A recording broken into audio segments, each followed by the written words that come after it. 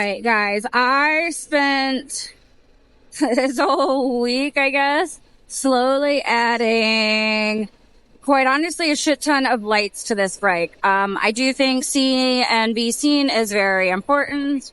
So I went wild on the Denali Electronics website.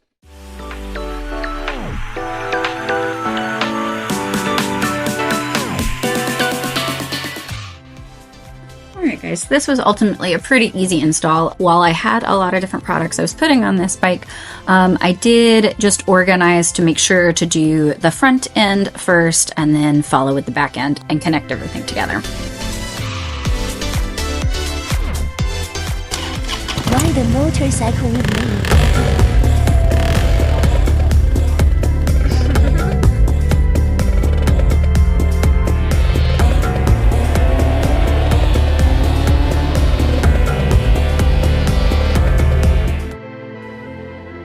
So starting with removing the seats, the tank cover, and the tank itself, I just loosened the tank up to be able to feed the wires under it to be able to get everything to the front end.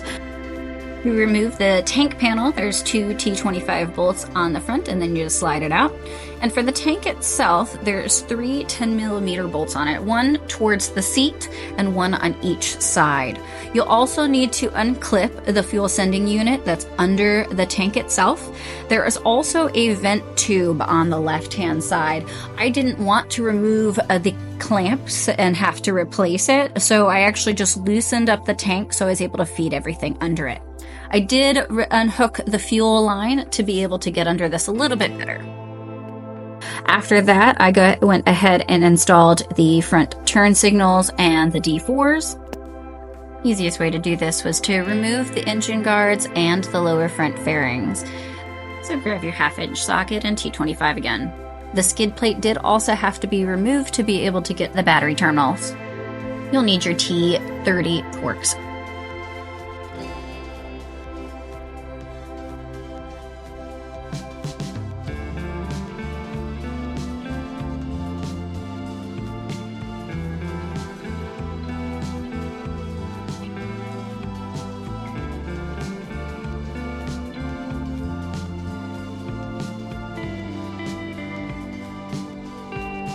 On one end of the CANSmart, you connect to the vehicle's diagnostic port, and on the other end to the battery. Remove the fuse from the fuse holder and gain access to the vehicle's battery.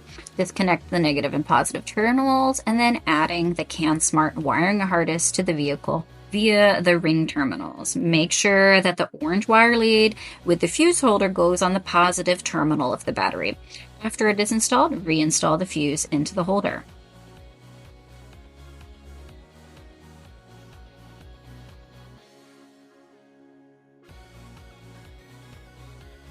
Alright, after the bike is prepped for install, you can go ahead and remove the factory turn signals. Prep the Denali T3 pods onto the bracket. You'll need a 2.5mm hex wrench to do this.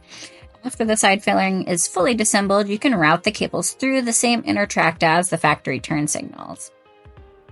Then you can go ahead and reassemble the plastic cover and the side fairings. To move on to the D4 lights, access the mounting points by removing the front fairing and removing the factory hardware. Using the right side bracket and one of the crash bar clamps, assemble the mounting bracket on the side of the upper crash bar. You'll need your 3mm and 4mm hex bits. Then mount your D4s to the bracket itself, feeding the wires through the fender mounts. Remove the OEM belt from one side of the fender and determine what size you need, as well as which spacer to use. Once the proper hardware has been selected, bolt the light pod and spacer directly to the fender mount.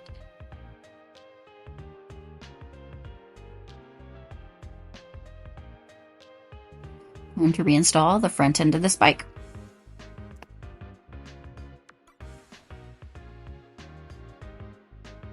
And run your wires back through the frame.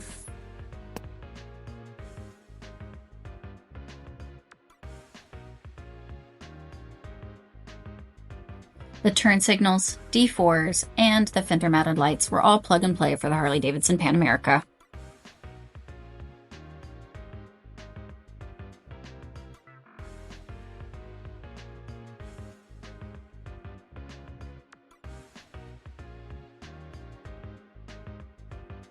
All right, moving on to the rear end lighting.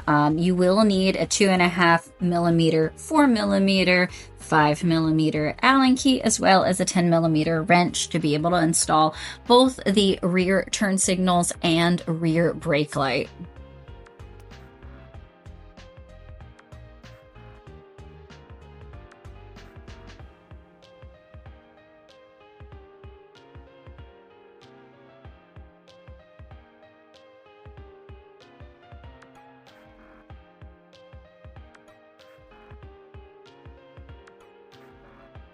All right, learn from my mistakes, or at least some of my oversight. If you do decide to install any of the rear lighting for Denali, I would recommend go ahead and removing your panniers and the mounts first. You'll need the 1/2-inch socket to remove under the seat plate, as well as your T40s for the mounts themselves.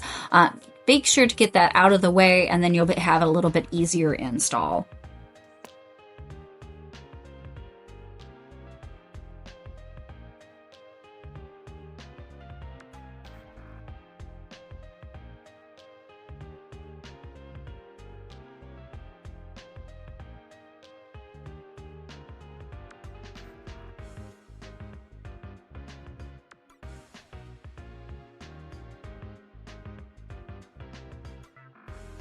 After those panniers are out of the way, you can go ahead and continue to install the rear lights. Then feed the wires up through the fender itself and under the seat. After that, it's an easy plug and play into the CanSmart system itself.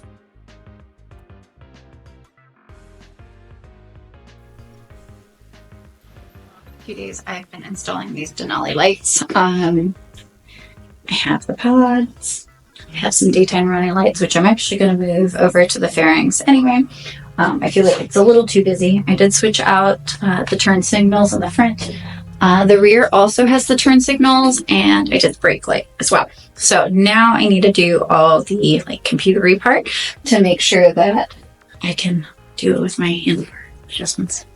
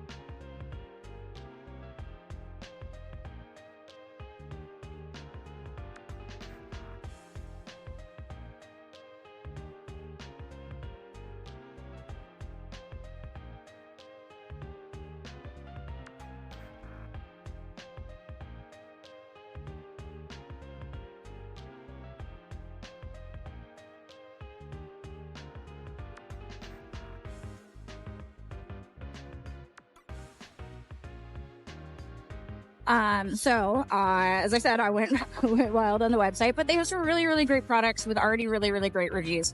So why not? I have a couple friends with the Denali D4 lamps here, and quite honestly, I really like the yellow, so I went with the yellow lenses for it.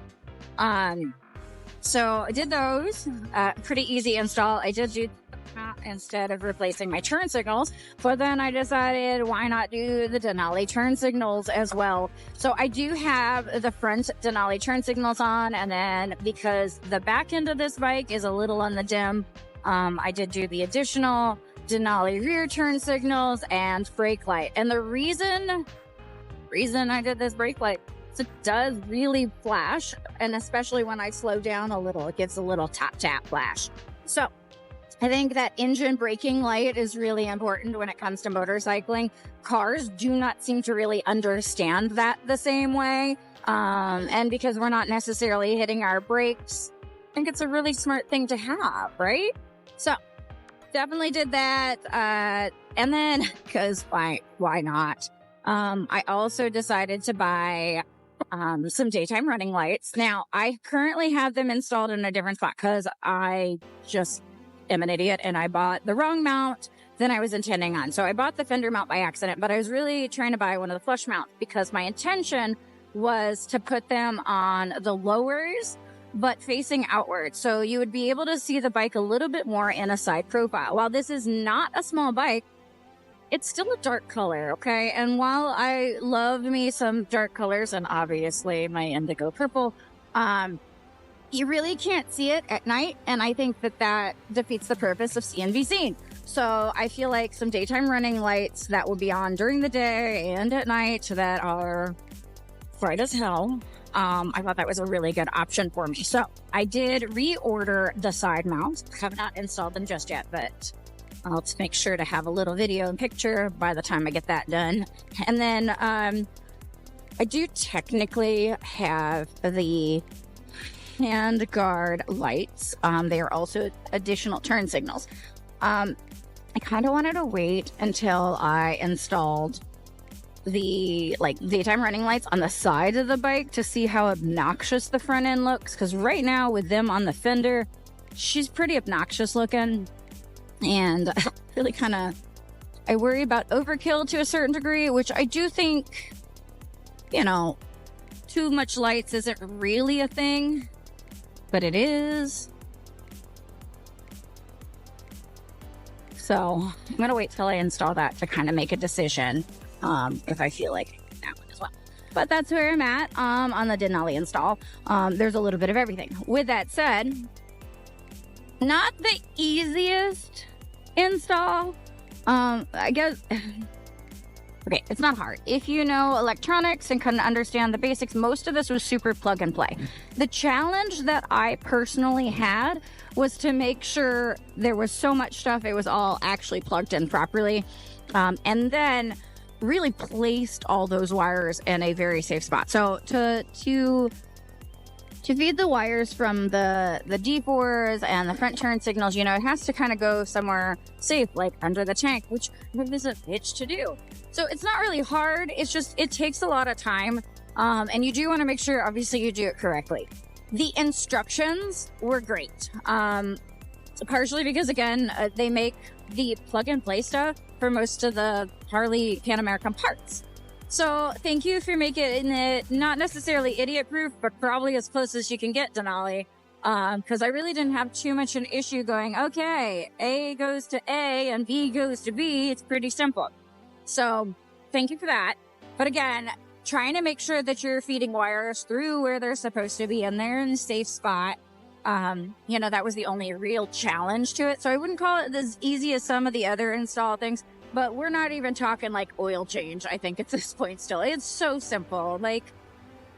Definitely reach out to them, though, if you have any problems. I know when I decided that I was going to go wild on the Denali website, I just called their customer service number to make sure that what I had in my cart was actually, first of all going to work together and fit with my bike like I thought it would, because you just don't know. There's so much stuff. So I wanted to make sure. And I cannot remember the dude's name that I talked to, but super, super, super nice.